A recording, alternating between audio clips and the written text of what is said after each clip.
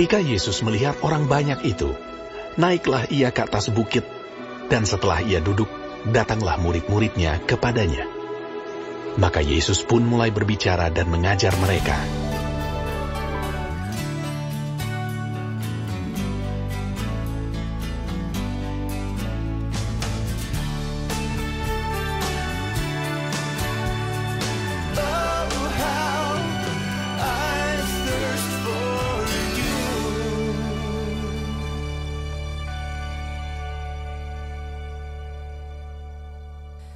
Shalom Bapak Ibu Saudara yang diberkati di dalam Tuhan. Hari ini kita akan sama-sama belajar satu kebenaran firman Tuhan tentang berpuasa. Namun sebelumnya mari saya mengajak setiap kita untuk bersama-sama persiapkan hati. Mari kita berdoa. Tuhan Yesus, terima kasih untuk anugerah-Mu yang sungguh luar biasa di dalam kehidupan kami. Pada kesempatan ini kami bersyukur karena kami boleh diberikan kesempatan untuk bersama-sama belajar kembali kebenaran firman Tuhan. Ya Tuhan, biarlah Engkau yang akan membuka hati dan pikiran kami, menolong setiap kami, supaya kebenaran firman-Mu boleh dapat kami mengerti, kami pahami, dan kami boleh menghidupinya di dalam kehidupan kami setiap saat. Di dalam nama Tuhan Yesus Kristus, kami sudah berdoa dan kami bersyukur. Haleluya. Amin. Bapak Ibu Saudara, hari ini kita akan sama-sama membuka di dalam Matius pasal yang ke-6 ayat 16 sampai ayat yang ke-18. Matius pasal yang ke-6 ayat 16 sampai ayatnya yang ke-18. Mari bersama-sama kita perhatikan bagian firman Tuhan ini. Ini adalah salah satu pengajaran Tuhan Yesus di bukit dengan tema hal berpuasa. Dan apabila kamu berpuasa, janganlah muram mukamu seperti orang munafik. Mereka mengubah air mukanya supaya orang melihat bahwa mereka sedang berpuasa. Aku berkata kepadamu, sesungguhnya mereka sudah mendapat upahnya. Tetapi apabila engkau berpuasa, minyakilah kepalamu dan cucilah mukamu, supaya jangan dilihat orang bahwa engkau sedang berpuasa, melainkan hanya oleh Bapamu yang ada di tempat tersembunyi. Maka Bapamu yang melihat yang tersembunyi akan membalasnya kepadamu. Bapak Ibu Saudara, berpuasa atau puasa adalah salah satu disiplin rohani bagi orang Kristen. Di beberapa gereja puasa ini masih sering dilakukan di bagian hari-hari tertentu. Di sisi yang lain, beberapa orang Kristen pun juga masih melakukan puasa secara pribadi tanpa harus mengikuti hari-hari tertentu yang diselenggarakan oleh gereja. Nah, meski demikian, ternyata masih ada begitu banyak orang Kristen yang bingung tentang berpuasa. Apakah itu berkaitan dengan waktu dan bagaimana? Terlebih lagi masih ada juga orang Kristen yang keliru di dalam memahami makna atau esensi dari berpuasa. Oleh sebab itu, penting bagi setiap kita, orang Kristen, untuk dapat memahami esensi dari berpuasa atau esensi dari puasa. Lebih dari sekedar soal waktu dan bagaimana berpuasa, tetapi lebih penting adalah esensi atau makna dari puasa sesuai dengan apa yang diajarkan oleh Tuhan Yesus. Nah, beberapa ajaran Tuhan Yesus ini tercatat di dalam khotbah di bukit. Menariknya, setiap pengajaran Tuhan Yesus yang dicatat di dalam khotbah di bukit ini merujuk kepada hukum Taurat yang bertujuan supaya orang-orang Yahudi dapat memahami dengan benar setiap bagian-bagian di dalam hukum Taurat. Namun bukan hanya hukum Taurat yang diberikan kepada Musa, tetapi juga ada hukum Taurat secara lisan hasil perkembangan dari para rabi. Dan hal berpuasa ini termasuk di dalam hukum secara lisan atau adat istiadat dari orang Yahudi. Nah, meski demikian, berkaitan dengan puasa, ternyata hal berpuasa ini telah mengalami pergeseran yang mengakibatkan beberapa orang Yahudi atau mayoritas orang Yahudi itu keliru ketika mereka melakukan atau menjalankan yang namanya puasa. Oleh sebab itu di dalam bagian yang baru kita baca, Matius pasal yang ke-6 ayat 16 sampai ayat yang ke-18, Tuhan Yesus sedang mengoreksi tentang cara pandang orang-orang Yahudi, tentang cara pandang yang salah tentang puasa, dan Tuhan Yesus ingin supaya mereka dapat memahami tentang puasa dengan cara pandang yang benar, dengan makna yang benar. Bagi orang Yahudi ada 3 ciri dari kesalehan, yaitu bersedekah, kemudian berdoa, dan berpuasa.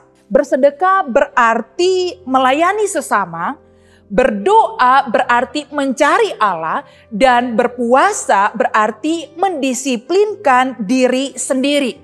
Oleh sebab itu sebelum kita lihat di dalam Matius pasal 6 ayat 16 sampai 18 ini, bagian ini berdampingan dengan hal bersedekah dan juga berdampingan dengan hal berdoa.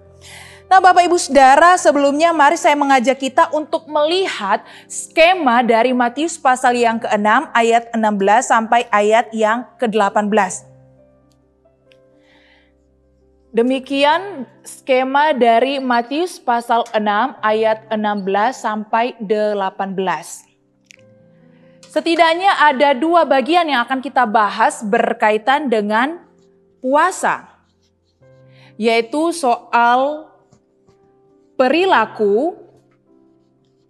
Kemudian yang kedua berkaitan dengan upah yang didapat dari puasa. Nah menariknya ketika kita berbicara tentang perilaku ini, setidaknya ada 2 hal lagi.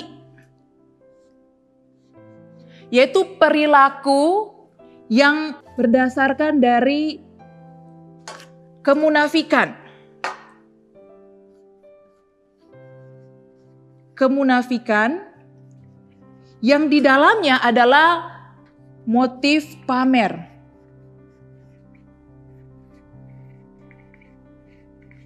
Kemudian perilaku yang seharusnya yang diajarkan oleh Tuhan Yesus berkaitan dengan puasa. Perilaku yang seharusnya ini berdasarkan dari motif ketersembunyian.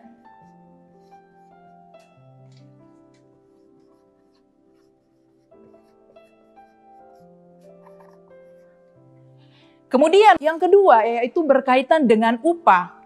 Di sini juga ada 2 hal. Upah yang seharusnya dan juga yang kedua adalah upah yang dari Allah berdasarkan anugerah yang tujuannya adalah Allah sendiri.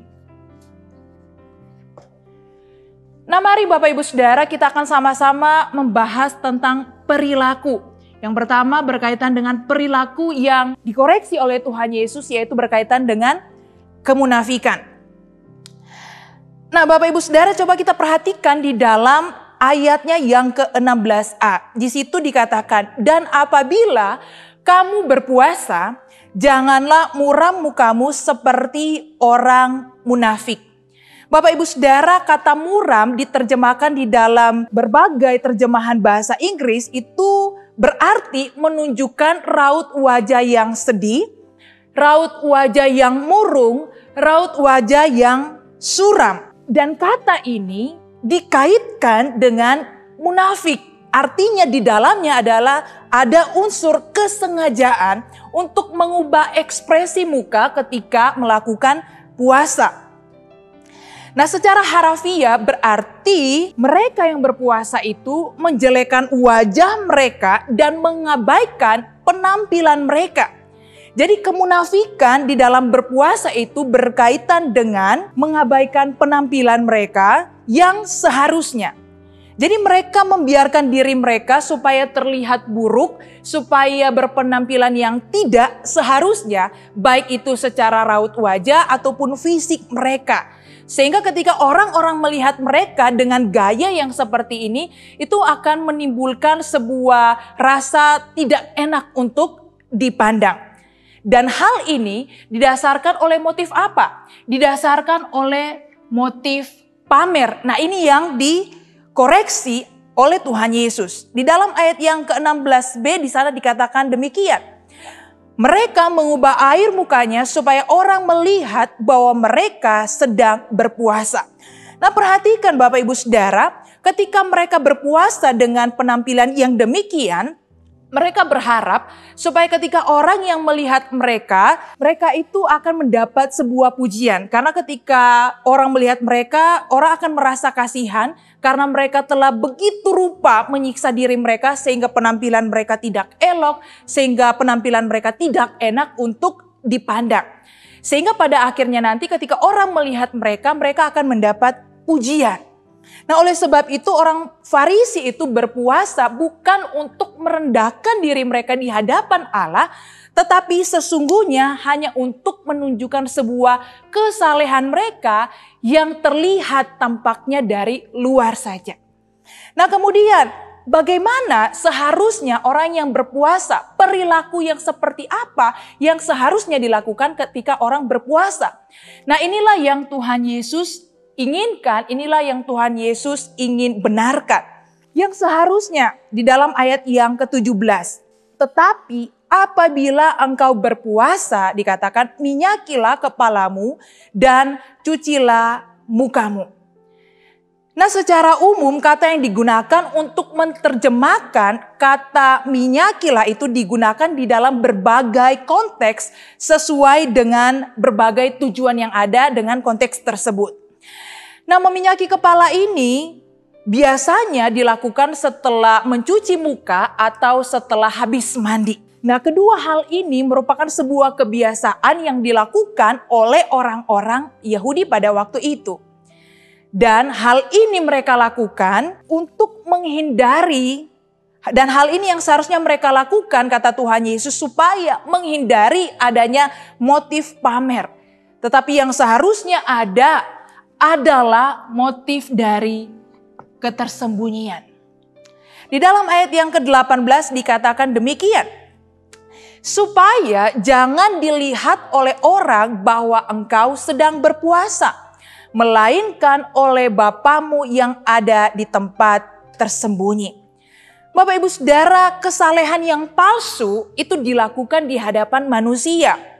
Tetapi tindakan kesalehan sejati seharusnya dilakukan di hadapan Allah dan untuk Allah. Nah, di dalam hal ini orang yang berpuasa dituntut untuk tidak sedang mempertontonkan puasanya dengan sengaja melalui penampilan atau memberitahu kepada orang lain bahwa dirinya sedang berpuasa. Tetapi seharusnya bersikap sewajarnya saja. Nah, itu yang disampaikan oleh Tuhan Yesus berkaitan dengan perilaku. Kemudian yang kedua, apa yang diterima oleh orang yang berpuasa? Yang kedua adalah berbicara tentang upah. Nah, Tuhan Yesus menyampaikan bahwa upah dari puasa di dalam bagian ini itu ada dua hal. Yaitu upah yang seharusnya dan juga upah yang dari Allah. Maksudnya seperti apa? Di dalam ayat yang ke-16c dikatakan, aku berkata kepadamu, sesungguhnya mereka sudah mendapat upahnya. Nah, upah adalah sesuatu yang diberikan kepada seseorang berdasarkan apa yang telah dikerjakannya. Upah adalah sesuatu yang diberikan kepada seseorang berdasarkan apa yang sudah dikerjakannya. Nah, Tuhan Yesus mengatakan bahwa upah yang diterima oleh orang yang berpuasa dengan kemunafikan adalah pujian dari manusia. Mereka sudah mendapat upahnya ketika mereka melakukan puasa, ketika mereka mempertontonkan cara puasa mereka dengan motif pamer itu, dan mereka sudah mendapat upahnya, kata Tuhan Yesus. Namun, hanya itulah upah yang mereka dapatkan. Mereka tidak mendapat upah yang kekal, melainkan hanya upah sementara yang diberikan oleh manusia. Puasa yang mereka lakukan sesungguhnya kata Tuhan Yesus tidak memiliki nilai rohani dan tidak dapat disebut sebagai sebuah kesalehan yang sejati. Nah, oleh sebab itu Tuhan Yesus mengatakan bahwa upah bukan seharusnya berdasarkan apa yang telah mereka lakukan, tetapi harus upah yang berasal dari Allah. Nah, mari kita melihat bagaimana upah yang dari Allah itu. Di dalam ayat yang ke-18b dikatakan, maka Bapamu yang melihat yang tersembunyi akan membalasnya kepadamu. Meski memang kata upah tidak tertulis di dalam bagian ini di dalam ayat yang ke-18b, tetapi kalimat ini tetap mengandung unsur upah, yaitu balasan dari sebuah tindakan. Allah dikatakan akan memberikan kepada mereka apa yang patut mereka terima sebab Ia adalah Allah yang adil. Namun di sini yang perlu kita garis bawahi bahwa upah dalam hubungan dengan Allah tidak bertitik tolak dari keadaan timbal balik, melainkan anugerah Allah. Perhatikan, upah dalam hubungan dengan Allah tidak berdasarkan atau tidak bertitik tolak dalam sebuah keadaan timbal balik, namun berdasarkan dari sebuah anugerah. Segala sesuatu yang diterima oleh seseorang beriman, oleh orang percaya, bukanlah apa yang seharusnya ia terima, bukan? Tetapi melainkan itu sebuah pemberian atau sebuah anugerah yang Allah berikan secara cuma-cuma. Sehingga meskipun Allah itu memberikan bagi mereka sebuah upah ketika mereka berpuasa, dalam ketersembunyian upah itu bukanlah tujuannya. Perhatikan, upah itu bukanlah tujuannya. Meskipun Allah memberikan upah bagi mereka yang berpuasa dalam ketersembunyian, upah itu bukanlah menjadi tujuannya. Melainkan apa yang menjadi tujuannya? Tujuannya adalah Allah itu sendiri. Tujuannya adalah Allah itu sendiri. Jadi Bapak Ibu Saudara sekalian, setidaknya ada 3 hal yang dapat kita pelajari, yang dapat kita refleksikan di dalam kehidupan kita sebagai orang percaya ketika kita berpuasa. Yang pertama, berpuasa adalah sebuah kesalehan yang penekanannya bukan pada level tindakan, bukan pada level aksi seperti yang dilakukan oleh orang-orang Yahudi, melainkan berada pada sebuah level worldview atau sebuah cara pandang, motivasi dari dalam hati, memaknai esensi dari berpuasa itu bukan hanya sekedar sebuah tindakan, tetapi apa yang mendorong seseorang itu melakukan puasa. Yang kedua, Allah menginginkan orang percaya yang ingin berpuasa melakukannya dengan motivasi yang benar dan dengan sebuah tujuan ilahi, bukan tujuan manusiawi. Dan inilah yang dikatakan sebuah kesalehan sejati. Yang ketiga, motivasi yang seperti apa? Yaitu motivasi yang benar yang didasarkan pada sebuah kesadaran akan dosa untuk menyatakan pertobatan dengan sebuah kerinduan kepada Allah untuk menyembah Dia dan kesadaran akan ketidakberdayaan, akan kelemahan kita sebagai manusia, kelemahan diri kita untuk meminta pertolongan Allah, untuk memohon anugerah Allah. Jadi yang pertama, berpuasa bagi orang Kristen itu harus dipandang di dalam level worldview, cara pandang, bukan seperti orang Yahudi yang hanya menekankan soal aksi.